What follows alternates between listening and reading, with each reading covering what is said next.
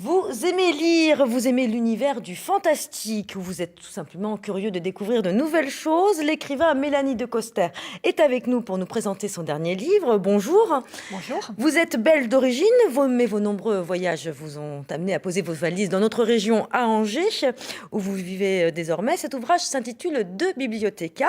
Il s'adresse particulièrement aux adolescents. Alors vous nous emmenez dans un monde post-apocalyptique. Quel est-il ce monde ?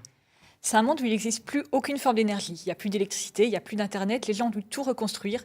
Et sans Wikipédia ni YouTube pour trouver les informations, comme la transmission du savoir s'était perdue, les seules sources d'informations étaient les livres.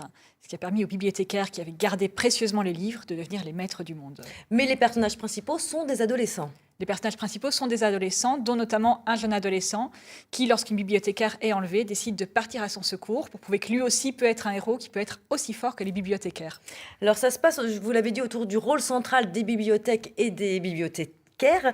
Est-ce que c'est une sorte d'hommage pour vous, vous qui adorez la lecture? Et je crois que vous avez commencé à écrire votre premier livre à l'âge de 11 ans. J'ai commencé à écrire très tôt, j'ai commencé à lire très très tôt aussi, et je passe beaucoup de temps en bibliothèque. Même la ville où on habite actuellement, on y emménageait en grande partie parce qu'il y avait une très belle bibliothèque qui était présente. Et oui, j'avais envie de leur rendre hommage parce que c'est des endroits où il faut vraiment aller beaucoup. Alors justement, est-ce que cette ville d'Angers vous inspire pour vos livres?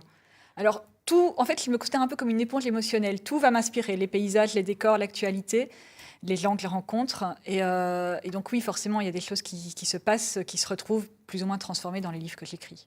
Alors, parce qu'il y a plein d'univers différents, notamment un monde souterrain. Votre inspiration, elle vient d'où, justement? Des bibliothèques ou alors de vos voyages? Comment vous vous inspirez, comment?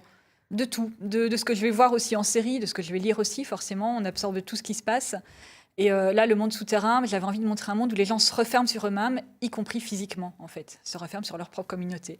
C'est pas très optimiste, par contre, c'est cette vision des humains, enfin ce monde post-apocalyptique, c'est pas facile à dire.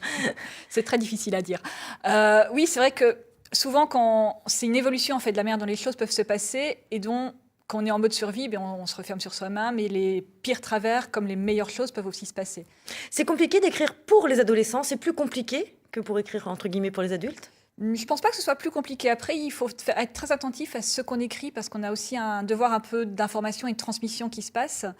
Après, le livre est accessible à tous, et je n'écris pas en me disant j'écris que pour les adolescents. C'est parce que c'est un monde qui m'intéresse et où il y a tout est à fleur de peau, on peut tout construire, on est très sensible aux injustices.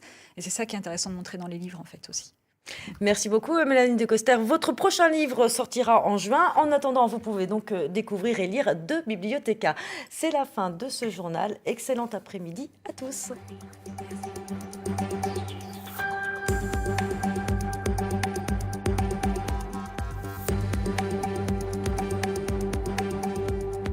Retrouvez toute l'actualité de votre région sur pdl.france3.fr.